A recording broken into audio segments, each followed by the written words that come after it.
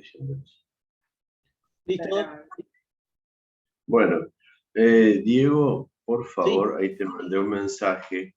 Ya lo vi, Avisale a Carlos que a lo mejor le robo unos minutos de su tiempo. ¿Mm? Perfecto. Quédese tranquilo.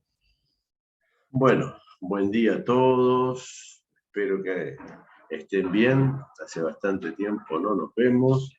Buen día. Bueno, hoy vamos a hablar de vía aérea, show y analizar ciertos videos para que vayan comprendiendo un poquito más lo de la larga clase que fue la vez pasada. Y vamos a evaluar este video que ya lo vieron. A ver si puede pasarse así. Bueno, lo abriremos así entonces.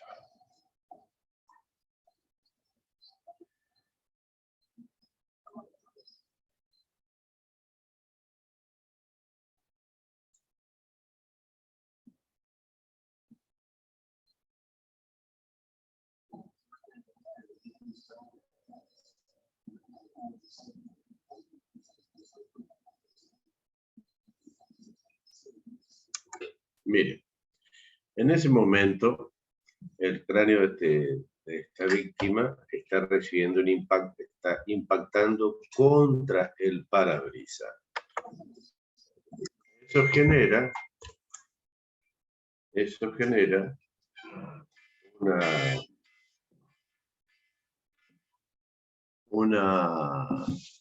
un traumatismo en la región, la calota craneana. Obviamente el cerebro que está dentro sigue la misma velocidad que el vehículo, entonces recibe como mínimo una conmoción, se sacude, puede recibir traumatismo, puede recibir contusión, puede tener un hematoma, puede tener diversas lesiones cerebrales. Y la columna recibe un impacto por excesiva flexión, obviamente, que se puede traducir a nivel de la médula.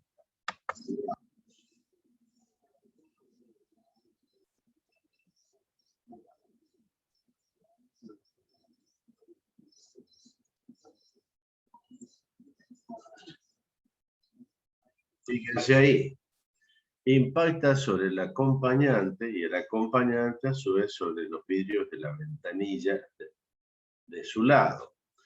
La víctima, la segunda víctima, recibe un impacto directo, un impacto secundario y la torsión de la columna a nivel cervical.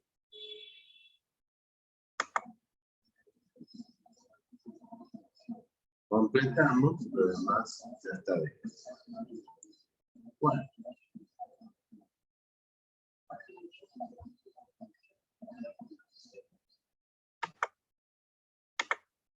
Bueno, de este análisis, ¿qué se puede hacer? Que todos los datos que nos daría el vehículo, la lesión en el parabrisas, hace pensar todo lo anteriormente mencionado, la lesión en la ventanilla del acompañante, el ir sin cinturón de seguridad. Ese es el análisis de la escena que debe hacer uno cuando va a asistir un lugar, unas víctimas de siniestro vehicular, independientemente de la seguridad de la escena. Vamos a mirar este. Esto vamos a pasarlo por alto. Este también. Este lo habían visto ustedes.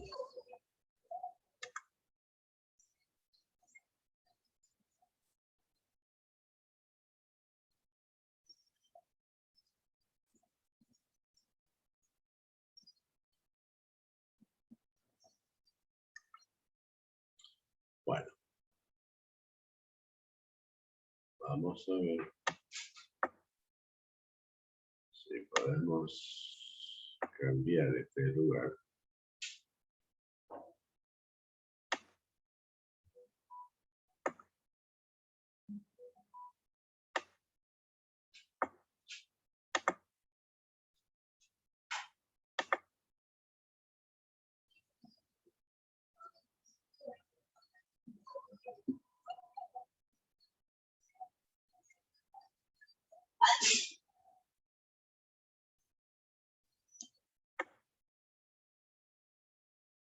Bueno, ahí vieron el sacudón que genera en la columna, genera una elongación de la médula, una elongación de los cartílagos, daño a ese nivel. Si seguimos el trayecto, el impacto con los elementos que están en el vehículo, y encontramos, ahí fíjense, de nuevo otro movimiento, un impacto directo. El hundimiento de la puerta del vehículo en esta víctima seguramente provocó lesiones óseas, lesiones abdominales, lesiones de órganos fijos. La desaceleración que provocó el movimiento de la columna cervical y de la cabeza generalmente se traduce a nivel de lesiones corporales en elongación de la médula, elongación de los cartílagos, de los ligamentos de las articulaciones de las vértebras, y también lesiones del latigazo óseo de la columna.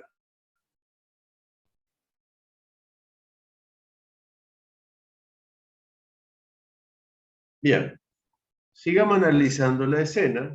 Mira, vemos a este nivel un hundimiento de la parte frontal de este vehículo, un hundimiento de la parte lateral de este vehículo y de la parte frontal izquierda del mismo vehículo. Ese hundimiento se mide en centímetros y de esa manera uno puede deducir la lesión que ha sufrido las personas que están inmediatamente por detrás del mismo, o sea, en la zona del impacto.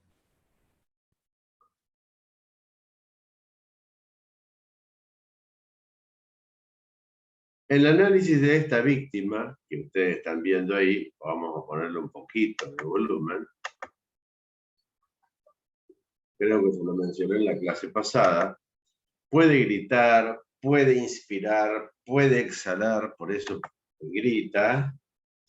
Y el análisis de la otra víctima, donde tiene, pueden observar acá ya, ojos de mapache, que son los hematomas bipalpebrales, lesión de la nariz, nos hace pensar que es víctima, y el impacto a nivel frontal nos hace pensar que es víctima de una fractura de base de cráneo como mínimo. La inmovilización, no precisamente mortalidad, pero un alto riesgo de muerte. Este señor que se aproximó a la escena, ustedes podrán observar que más aproximadamente pueden deducir la distancia a la cual ha frenado. Fíjense, aproximadamente 20-30 metros. Lo ideal sería 60 metros para que de esa manera su vehículo a él lo sirve de protección. Y también si va a parar sobre la carretera, sería bueno si va con acompañantes que los acompañantes salgan del vehículo, porque alguien que viene distraído y que no ve el siniestro puede llevarse por delante el vehículo del buen samaritano y transformarlas en víctimas los habitantes del mismo.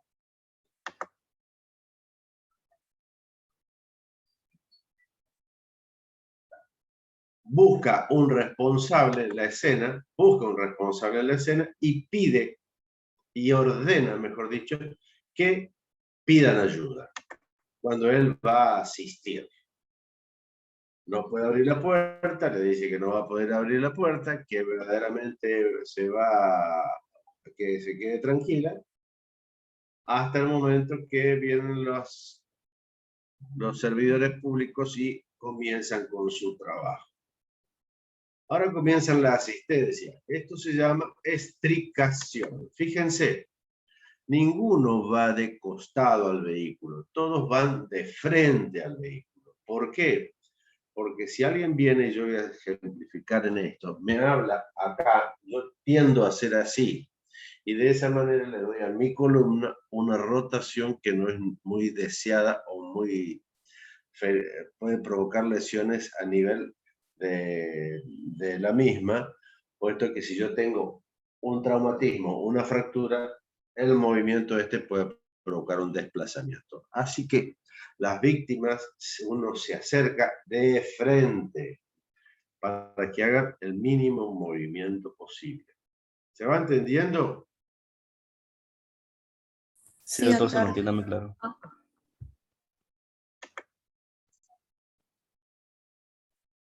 La extricación. Extricación es sacar el auto de las víctimas, no las víctimas del auto. Pero bueno, sería sacar las víctimas dentro del auto sin dañarla y sin provocar el movimiento posible. ¿Ah? Fíjense las manos del asistente que está desde atrás. Sostienen la cabeza en posición neutra. ¿Mm? Cuando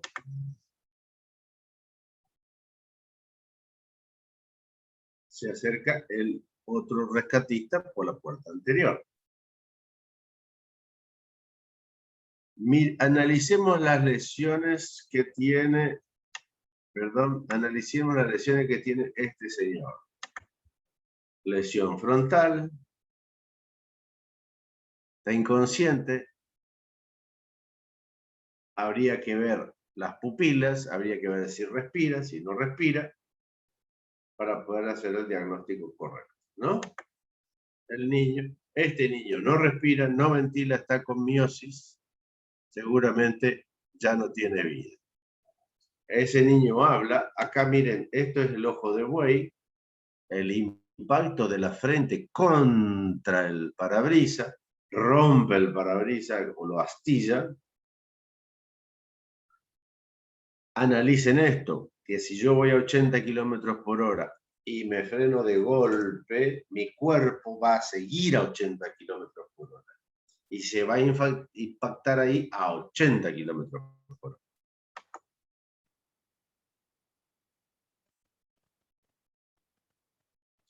Esas son tenazas que se usan para abrir, para realizar las extricaciones, abrir y sacar las piezas del auto y poder retirar a las víctimas.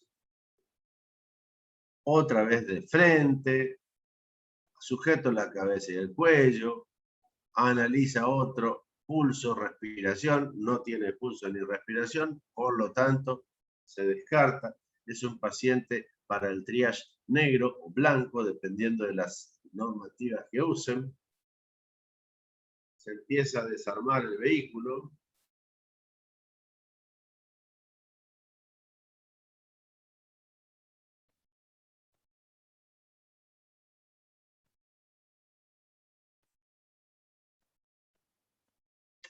Y tomándolo de la cabeza, fíjense bien, cuidando la columna cervical, todavía, si bien tiene collar, todavía no tiene protección lateral, por eso el rescatista no le suelta la cabeza, porque el collar cervical va a impedir los movimientos o las lesiones que cause la flexión y la extensión, y no la rotación ni la lateralización. ¿Estamos?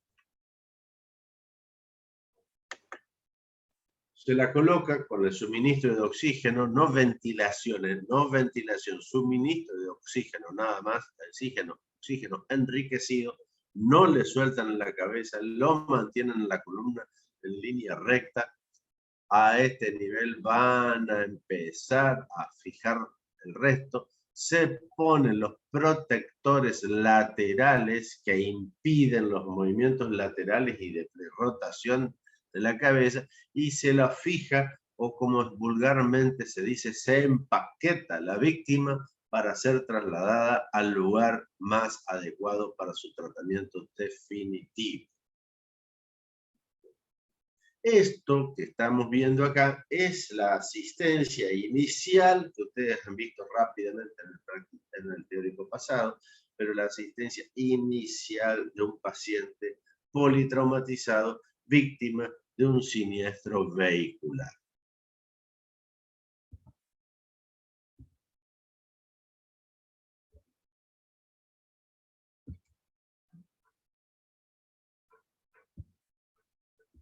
A ver.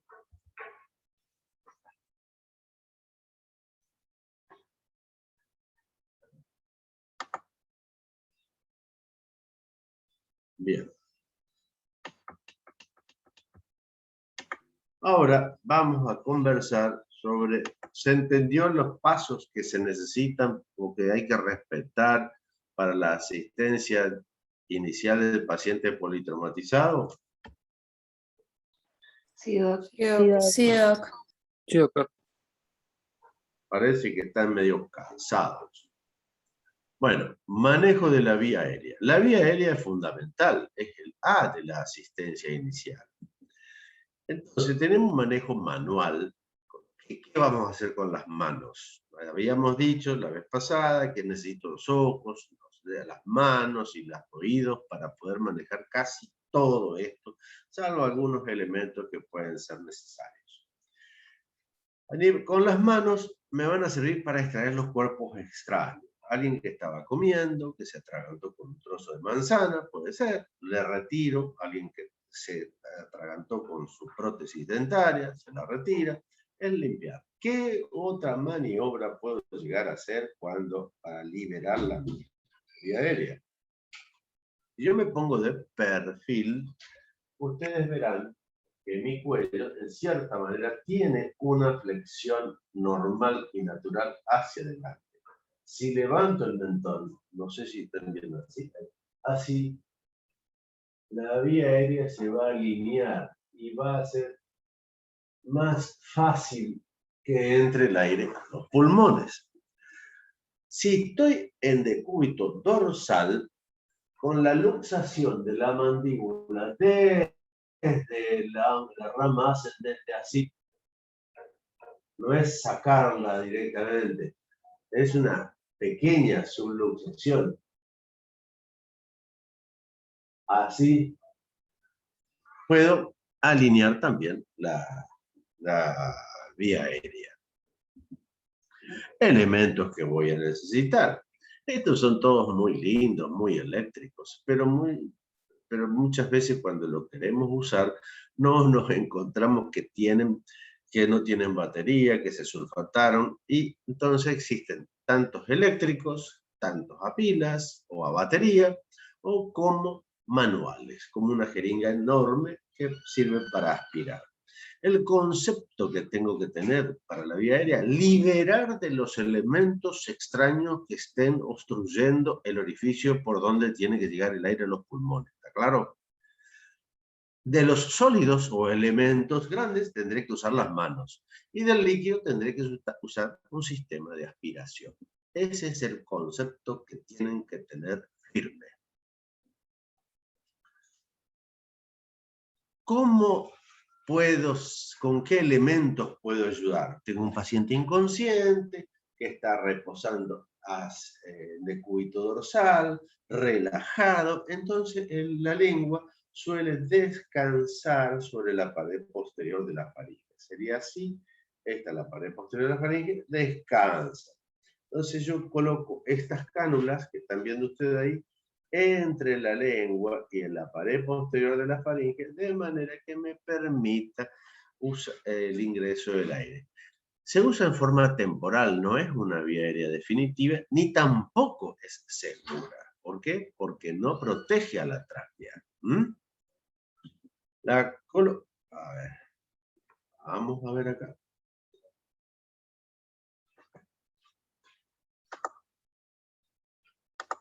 Fíjense cómo se coloca la cánula.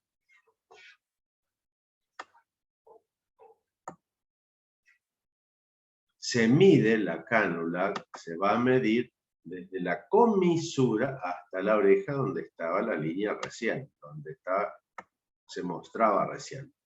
¿Ve? La cánula que va desde la comisura a la oreja es la adecuada para la víctima. ¿Está claro? Sigamos. Se coloca un baja lengua.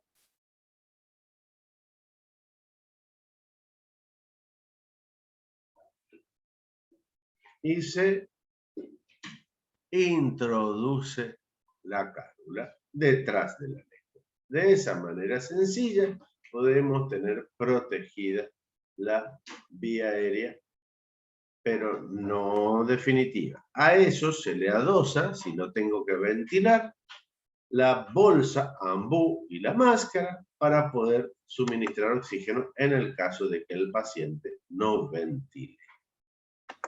Bien. Estas son las cánulas nasofaríngeas. Son distintas. No uso el bajalengua, entran por la nariz y uso el oído. Cuando siento que el aire está entrando y saliendo por la cánula, ahí es el lugar donde la debo dejar. Vamos a ver la intubación nasotraqueal. No se usa habitualmente el laringoscopio, no se usa el laringoscopio, sino se usa el oído para poder progresar el tubo o no. Un segundo. Doctor, una pregunta. ¿Sí? ¿En qué momento yo utilizaría la cánula orofaringea y la cánula nasofaringea? ¿Eso es dependiendo del momento de la herramienta que yo tenga o depende de la situación también? Bueno, muy buena la pregunta. La cánula nasofaringea la voy a usar cuando el paciente respira, porque necesito sentir que entra y sale el aire por la cánula. No queda en la laringe, queda en la faringe. ¿No? Eso, para colocarla a ciega necesito eso. La cánula de Mayo la uso cuando el paciente ventila, en algunos casos, y quiero liberar de la obstrucción de la lengua. No es que el paciente se traga la lengua relajada descansa por la pared posterior de la faringe, entonces necesito separarla. Uso, y cuando y los dos elementos pueden ser usados para ventilar cuando con la máscara, que ahora le voy a mostrar el dispositivo cómo es. Porque con la bolsa yo lo ventilo. La cánula orotraqueal la voy a usar en todo paciente inconsciente con gasgo menos de 8. ¿Por qué? Porque necesito una vía aérea segura con un manguito inflado, pero sería adelantarme a los temas que ya se los voy a aclarar. Este dispositivo, bolsa, máscara, válvula, máscara, es el que sirve, pero acá ya estamos hablando de otra cosa, para ventilar al enfermo. Le vamos a instilar aire apretando la bolsa, pero fíjense, con las dos manos comprimo la bolsa, le voy a instilar 600 mililitros de aire. Por lo tanto, si un politraumatizado o una víctima de emergencia necesita 11 litros por minuto, verdaderamente no me va a dar el enriquecimiento o si solamente le estoy dando aire. Por eso esta bolsa se conecta, perdón, se me perdió el mouse, se conecta al tubo de oxígeno, se enriquece el aire y se comprime con esta manera, forma de C, la mano hacia la nariz, boca y mentón para que entre ese aire enriquecido. ¿Estamos? Acá le voy a mostrar un video más, perdón, donde usamos la ventilación con bolsa y con máscara.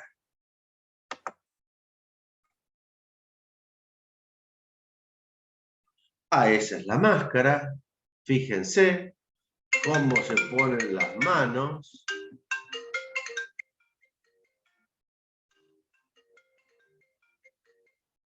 Cómo se ponen las manos. Sigamos. De una manera como una C, hay los dedos toman el mentón, toman la mandíbula.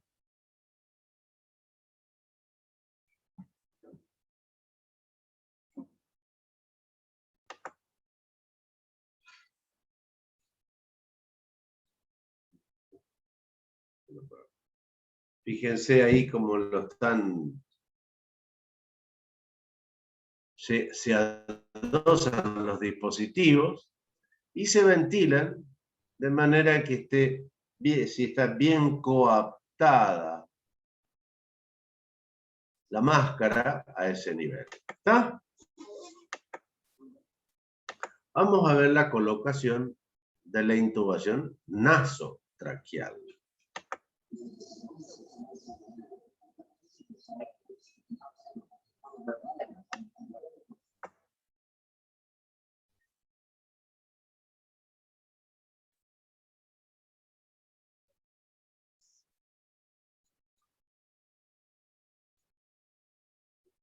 No debe haber fracturas de base de cráneo.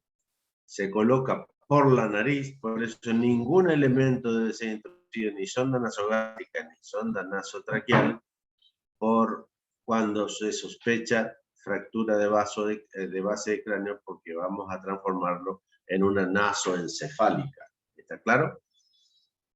Es muy sencillo, pero es bueno que el paciente esté ventilando. Y luego, el dispositivo, bolsa, máscara, válvula, para poder completar la ventilación.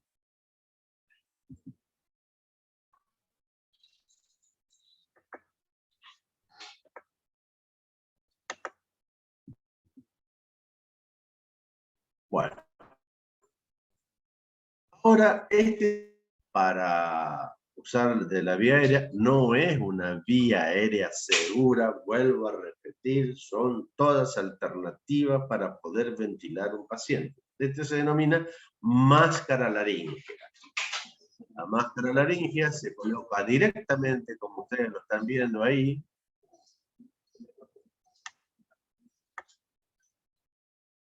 Y fíjense lo que pasa.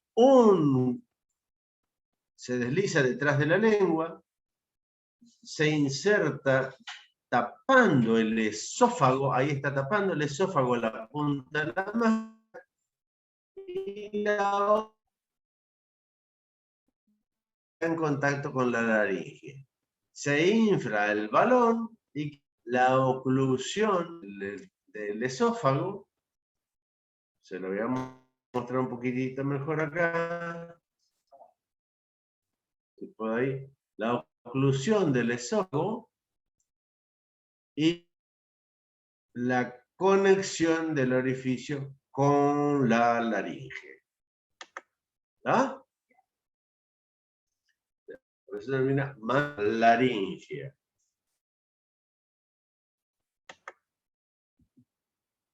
Bien. Todos estos dispositivos, algunos se manejan medio a ciegas. Ahora, la intubación, este es el dispositivo máscara, bolsa. Esto es lo que se conecta oxígeno para dar aire enriquecido. ¿Y dónde vamos a colocar el tubo endotraqueal? El tubo endotraqueal va a ir acá, como se lo mostré en una clase pasada. Puedo usar un vara sí que me permita como tutor introducir. Primero pongo la vara, después tubo endotraqueal, pero tengo que lograr colocar ahí donde yo voy a inflar mi mano. Exactamente acá, en la tráquea. Entonces, termina puro traqueado.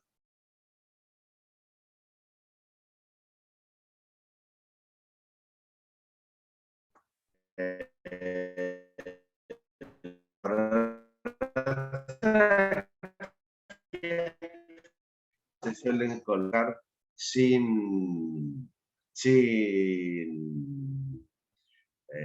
laringoscopio, se colocan directamente. ¿Estamos? Vamos a ver dónde va el tubo. Este video creo que ya lo vieron.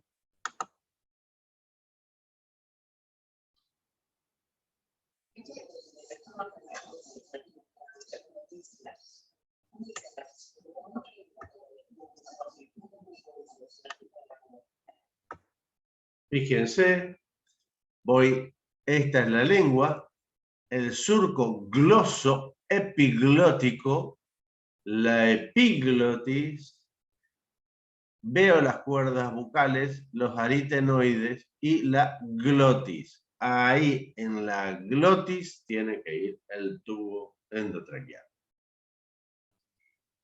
¿Se entendió? Bien. Ahora vamos a ver otra intubación.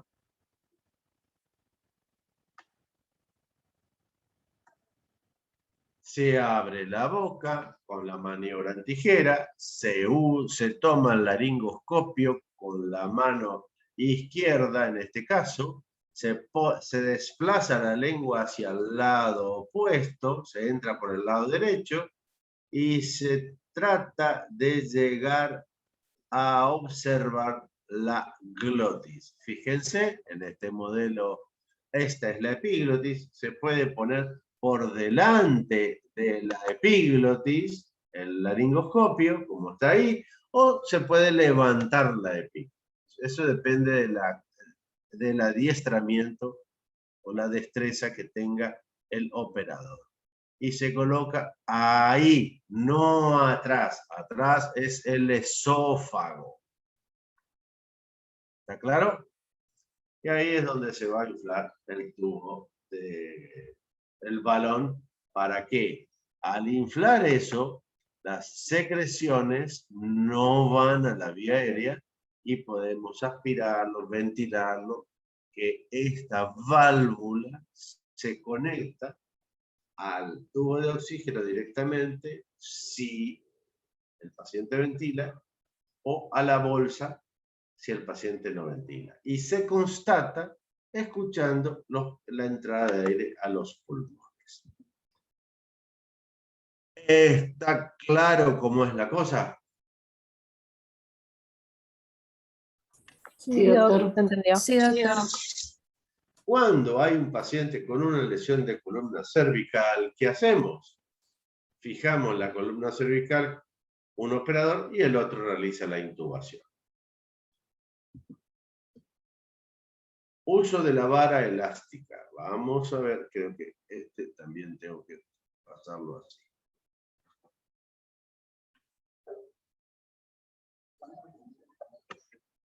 Esta es la vara que habíamos conversado anteriormente, que se la mostré. Tiene una puntita hacia arriba. Lo coloco como buscando una guía a ese nivel, a nivel de la laringe, y luego se usa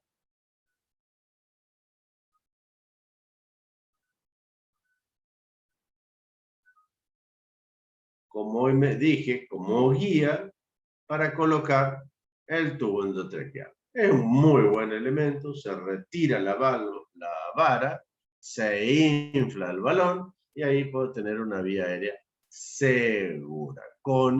El paciente no ventila, por lo tanto tengo que ventilarlo y para ventilarlo tengo que usar la bolsa. Reitero y recalco esto porque siempre se confunde en vía aérea con ventilación. Por eso no es caprichoso lo que recalco. Una vía aérea segura, ¿para qué sirve? Una vía aérea segura sirve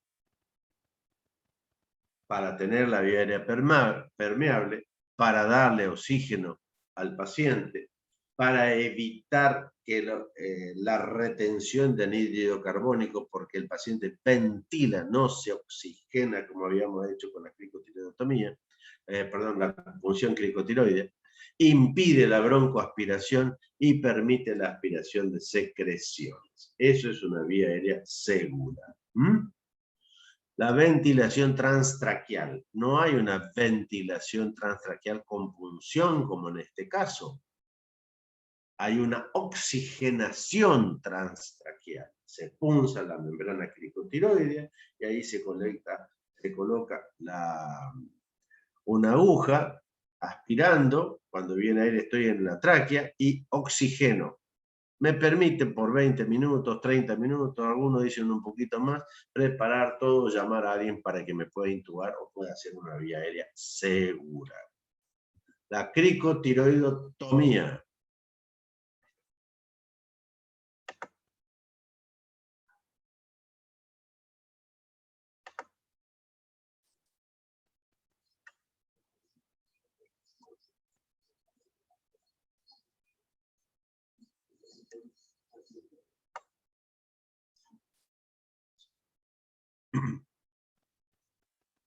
Un paciente que tiene traumatismo de cara, necesito abordar la boca para alguna cirugía, no puedo realizar esta intubación. Entonces, ¿qué debo hacer? Una cricotiroidotomía. Puedo, una obstrucción de la vía aérea, no puedo sacar. Tengo que sacar los elementos y lo voy a oxigenar. Entonces, con la hiperextensión del paciente, busco la membrana que está entre el cartílago cricoides y el tiroides.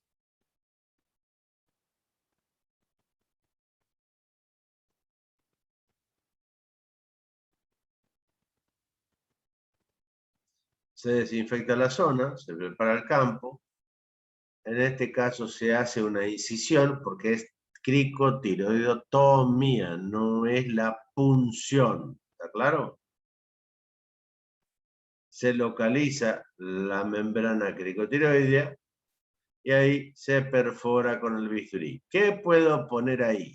Puedo poner un tubo endotraqueal, puedo poner un traqueoflex.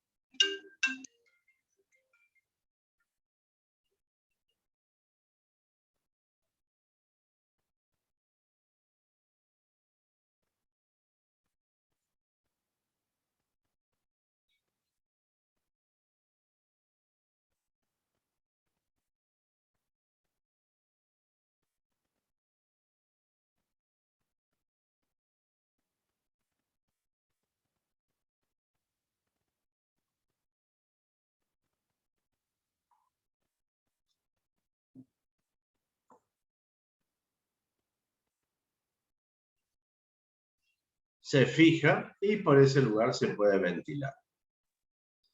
Doctor, buen día. ¿Sí? ¿Eso que le acaban de poner al paciente sería el tubo o el traqueoflex? Es un traqueoflex. Gracias. Vamos a ver este si es el mismo.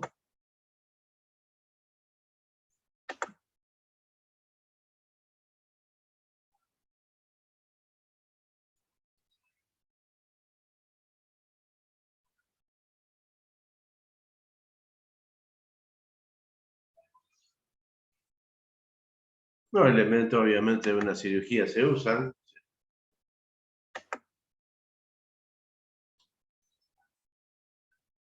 Y esto ya es un diferente modelo por el cual se ha practicado, pero el procedimiento es exactamente el mismo.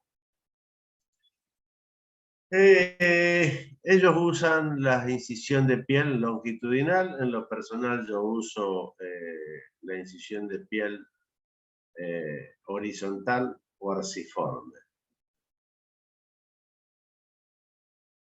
Y en este caso no se coloca el traqueoflex, sino se coloca un tubo endotraqueal o se coloca el traqueoflex como en este momento. Existe la traqueotomía también por punción. Es lo que se está haciendo, lo que está muy en boga últimamente, pero no está exenta de complicaciones ni es más segura que esta. Es más, para realizar una traqueotomía se necesitan condiciones de tener un buen quirófano, de poder tener una buena iluminación con separación adecuada. Fíjense en este caso. Entonces, paciente inconsciente con trauma cerrado, yo tengo con sospecha de lesión de columna cervical. Tengo urgencia de la vía aérea.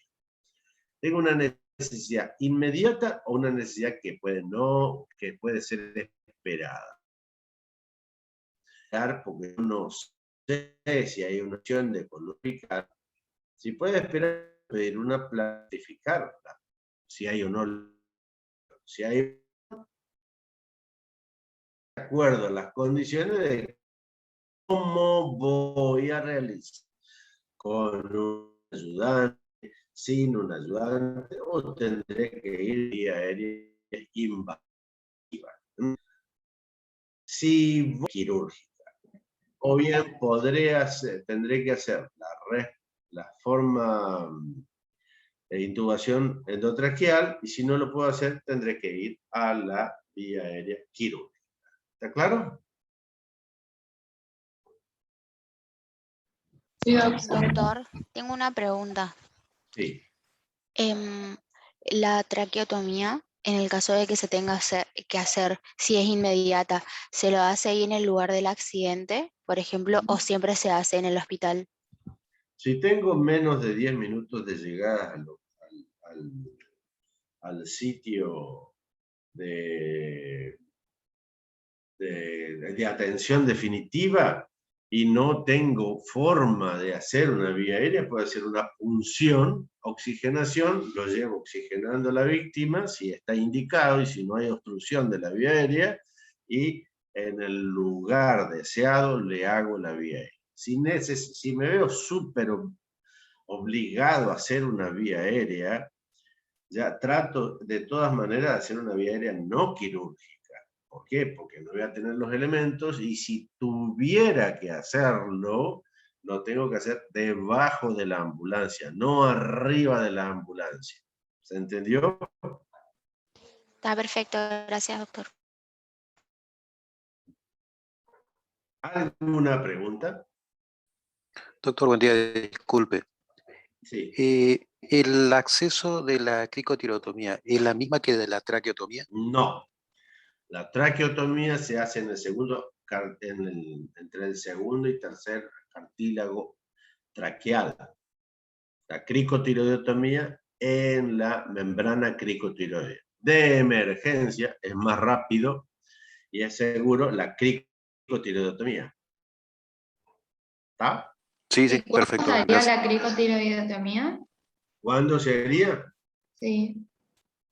Cuando necesito una vía aérea quirúrgica inmediata y rápida. O sea que la traqueotomía es más difícil hacer o es más Es peligroso. más difícil. Es más difícil hacer. Le cuento una experiencia mía. Yo tenía el paciente en el quirófano, se le había roto la horquilla de la bicicleta y se destruyó la cara. Una escar en la mandíbula, sección casi de 2/3 de la lengua, sangraba en forma tremenda, y yo decido hacerle una traqueotomía en quirófano para poder repararle la cara. El siniestro fue en la puerta del sanatorio. Entonces estábamos con el anestesista, el paciente belicoso, inquieto, escupía sangre por todos lados, entonces todo estaba agresivo. Bueno, el paciente, el anestesista le pone una vía, lo seda un poco, y yo hago la incisión arciforme para hacer una traqueotomía y poder trabajar tranquilamente. Estoy hablando de en quirófano, ¿está?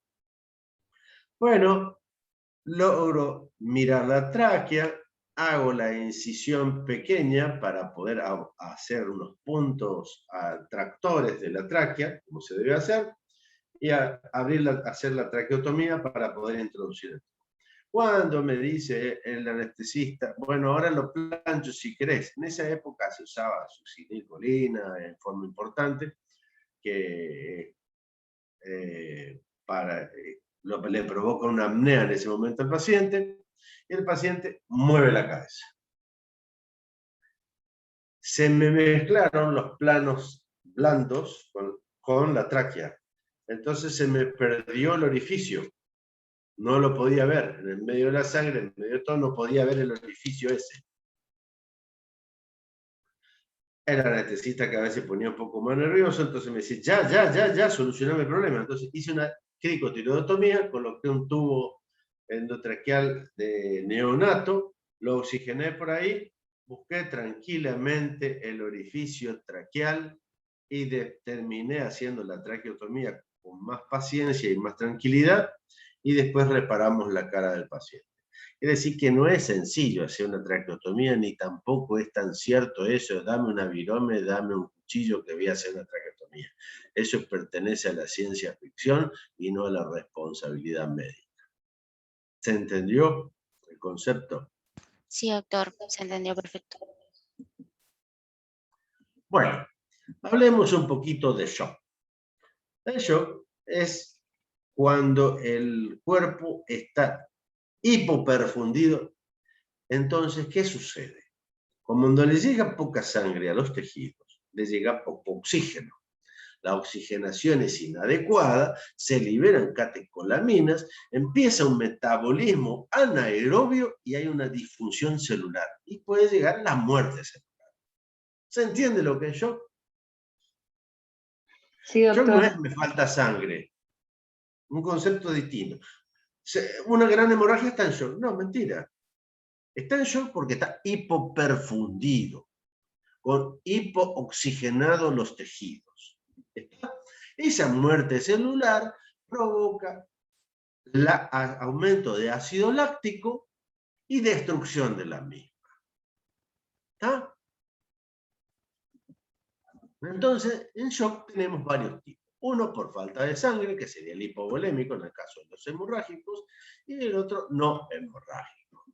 El hemorrágico, como dije hoy, se pierde sangre. Pero ¿cómo se puede perder sangre? Puede perderse sangre hacia el exterior, una arteria que está dando y vemos todo un charco de sangre, o un vaso que está dando y está haciendo un hemotórax, o una víscera hueca que se dañó y provoca una hemorragia y tenemos un hemoperitoneo importante.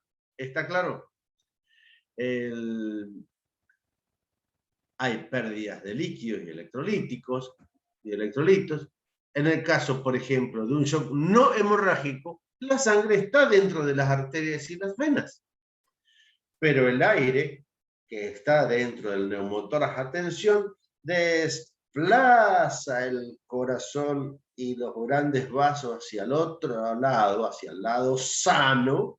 Por lo tanto, no hay retorno venoso a las cavidades derechas. El corazón no puede impulsar la sangre desde su cavidad izquierda porque no la tiene. Entonces, una forma sería, en términos económicos, no un problema económico, sino un problema financiero. Tiene la sangre, pero no la puede usar porque no llega a la bomba correctamente. Otra causa, el corazón no puede expandirse porque el pericardio está tenso, porque hay líquido entre el pericardio y el corazón, por lo tanto hay un taponamiento cardíaco. No puede bombear porque no se puede llenar. La otra causa de shock no hemorrágico, la causa del shock no hemorrágico es, hay una lesión medular, hay una vasoplejía, vasodilatación, quedó la sangre dentro de los vasos, pero no hay retorno. El pulso es normal, el único shock donde el pulso no está acelerado, pero hay una hipoperfusión tisular. En resumidas cuentas, por falta de sangre, porque perdió sangre o porque perdió líquido, se deshidrató al extremo, por lo tanto, no hay volumen minuto, o no hemorrágico, neumotórax de tensión, taponamiento cardíaco y neurogénico.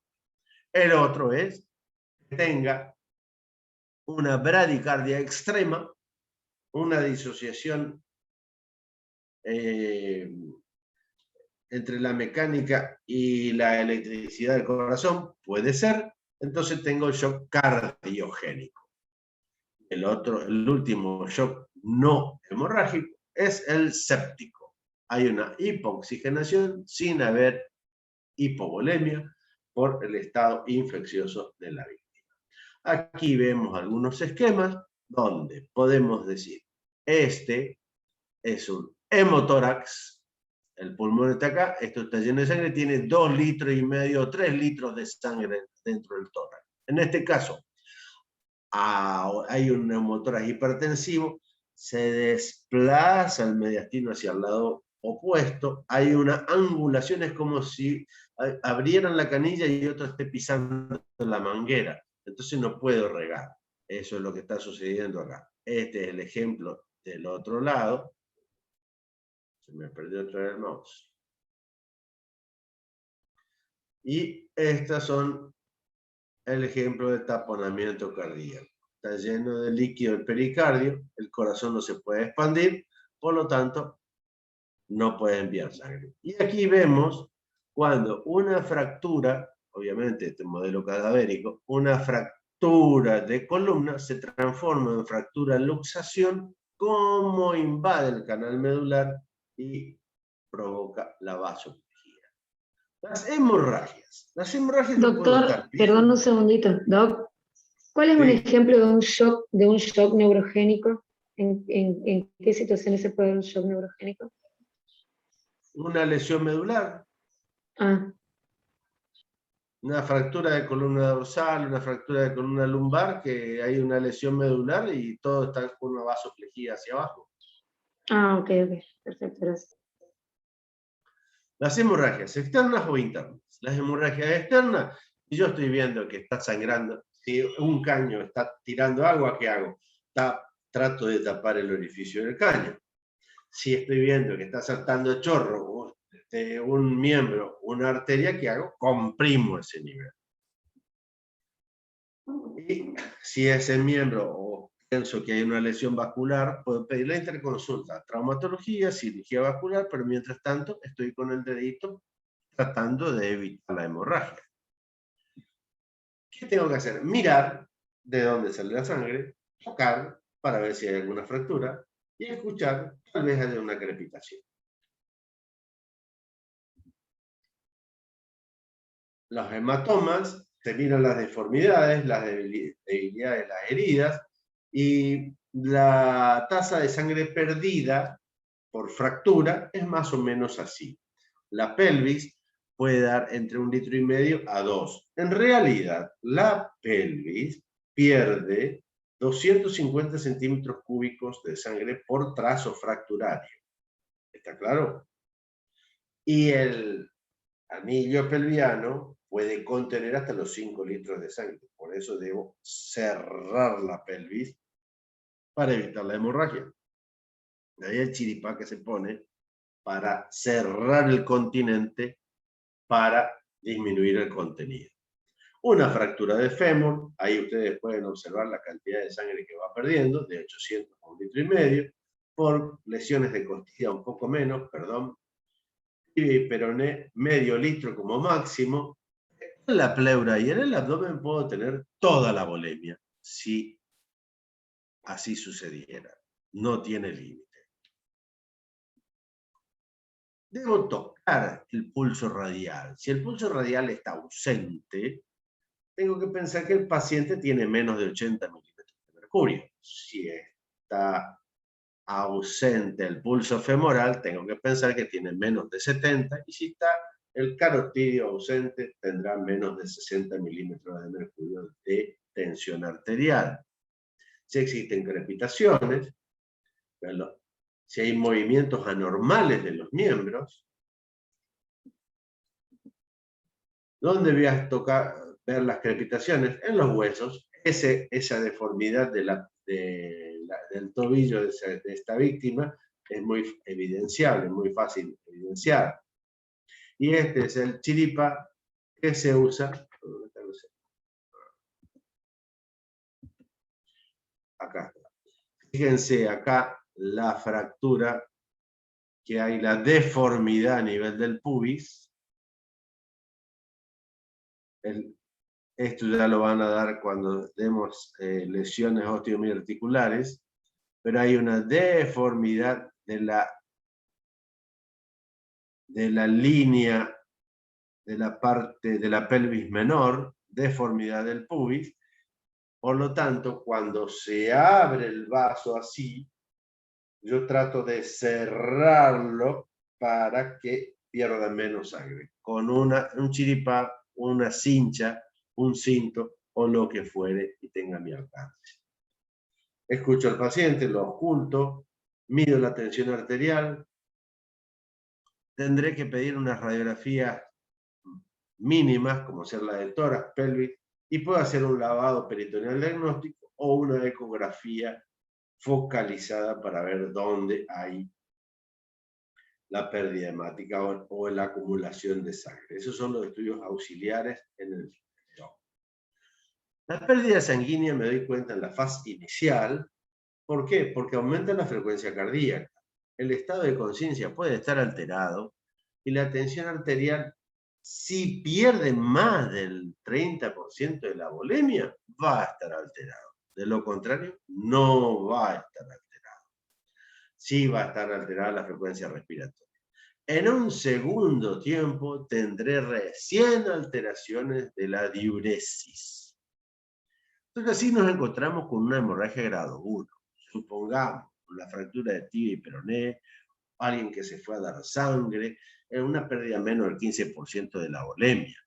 Entonces este paciente va a estar ansioso, la frecuencia cardíaca, la frecuencia de pulso no va a estar más de 100 y no va a necesitar nada, a lo sumo necesitará un cristaloide. La hemorragia grado 2, ya estamos casi a 1,5 litros de sangre. Quiero aclarar que esto se toma como parámetro en una persona de 70 kilos que tiene 5 litros de sangre. Entonces, la relación que hay con la pérdida esta es la fractura de fémur, una amputación traumática de la pierna, el enfermo va a estar ansioso, taquicárdico, el pulso va a estar alterado, ojo, el pulso va a estar alterado, va a estar taquipneico y habrá una disminución de la presión de pulso, no de la presión arterial. Se va a acercar la tensión arterial mínima a la máxima. Antes se daba cristaloide, hoy por hoy se dice que a este nivel ya se puede suministrar sangre. Pero las modificaciones de los textos, algunos dicen que más vale no usar sangre, ni tampoco ponerle demasiado líquido hoy a los pacientes de shock porque los encharcamos. La hemorragia grado 3 ya llega a 2.000 centímetros cúbicos, ya tenemos entre un 30 y un 40% de la volemia. Puede ser un aplastamiento de la pelvis, puede ser el hígado roto, puede ser un embarazo ectópico, no siempre hay el trauma del shock. El paciente va a estar confuso, el pulso va a estar muy aumentado, la respiración, la frecuencia respiratoria va a estar aumentada, la presión arterial va a estar disminuida, por lo tanto, todo está disminuido, también el flujo renal está disminuido. Al disminuir el flujo renal, va a disminuir la diuresis. Entonces el paciente va a estar oligúrico. Tendré que pasarle sangre y me tendré que preguntar, ¿lo tengo que operar? No sé, vamos a ver. Dependerá del diagnóstico. La hemorragia grado 4, ya casi se fue la volemia. Se da más en heridas de arma blanca, en heridas de arma de fuego, pacientes con roturas aórticas, el paciente está letárgico, comatoso, taquipneico, bradicárdico, o taquicárdico y bradicárdico, taquipneico, o está en gasping o en apnea, está hipotenso y puede traer un paciente sin registro de tensión arterial.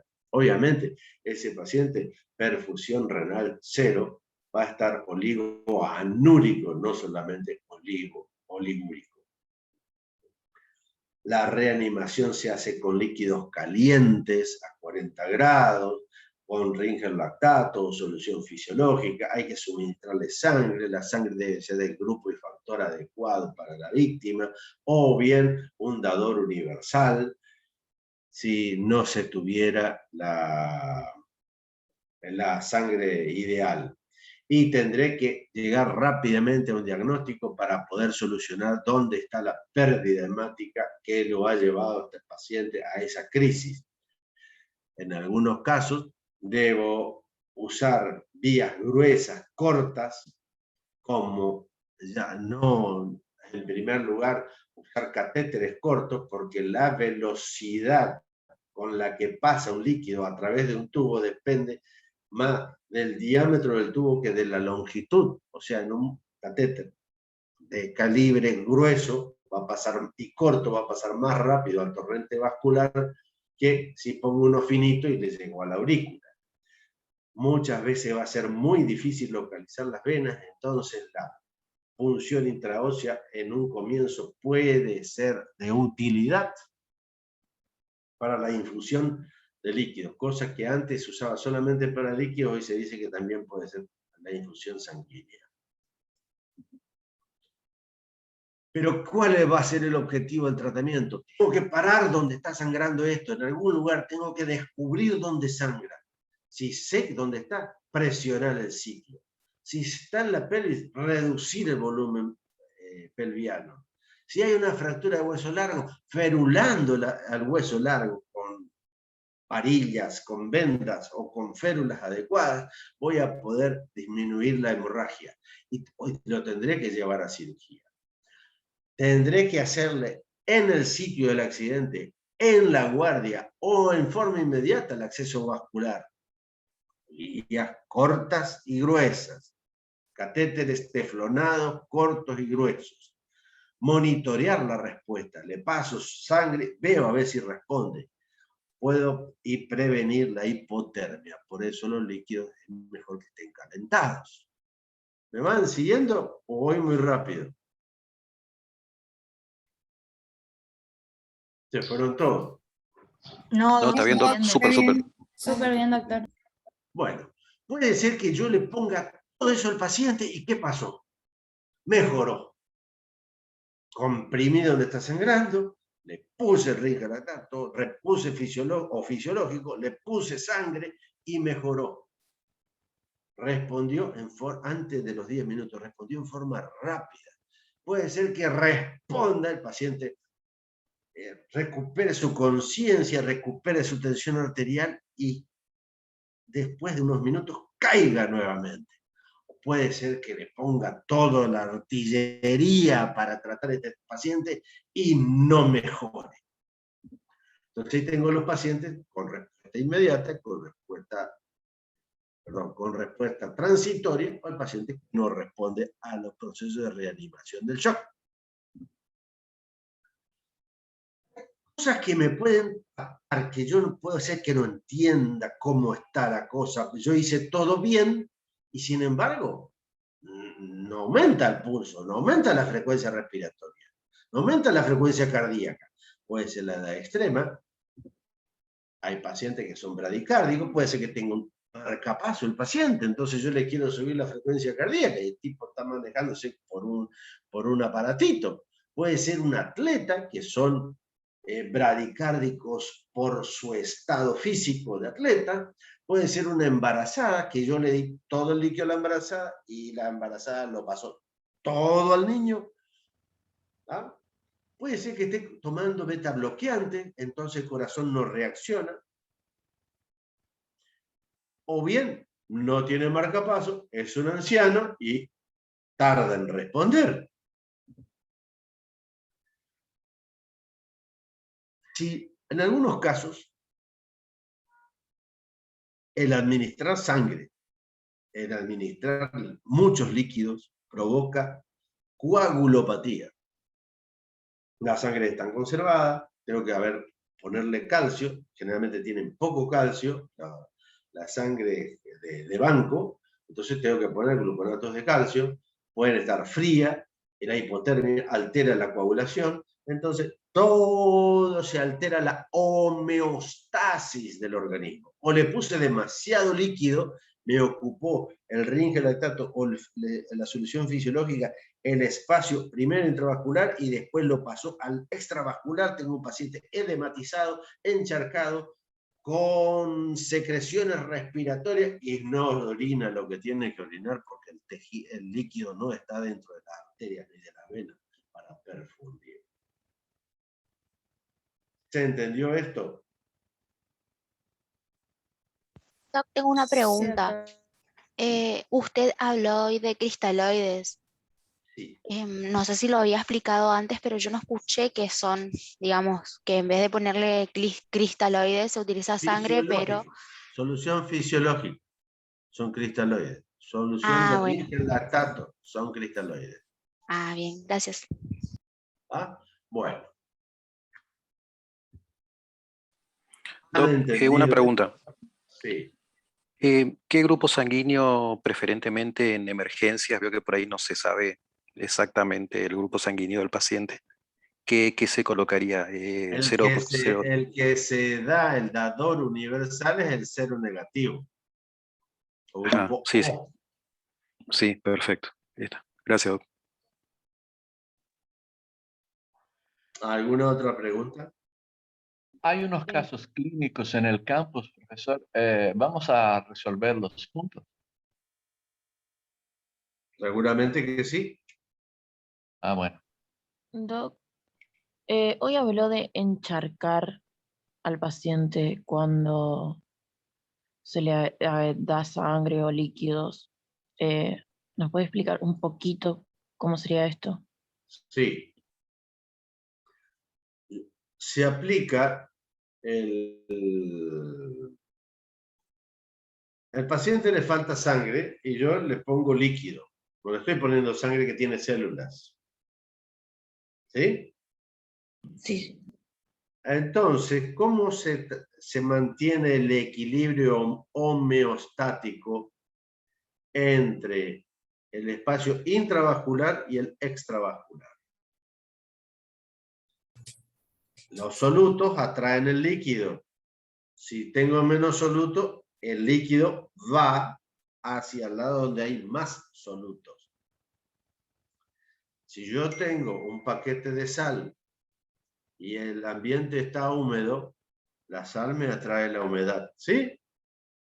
Si el ambiente está seco, la sal está seca. ¿Y por qué? El líquido se fue para otro lado. Esa sería la atracción de la membrana de diálisis, por decir así. Entonces el paciente tiene líquido en el celular subcutáneo, tiene líquido en el pulmón, pero no tiene líquido en el espacio intravascular. Ese es un paciente encharcado, se le llama en la jerga, se llama paciente encharcado. ¿Está? Muchas gracias, Doc.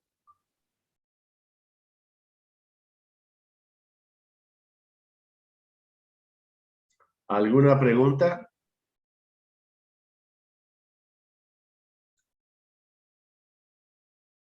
Le Una preguntan pregunta más.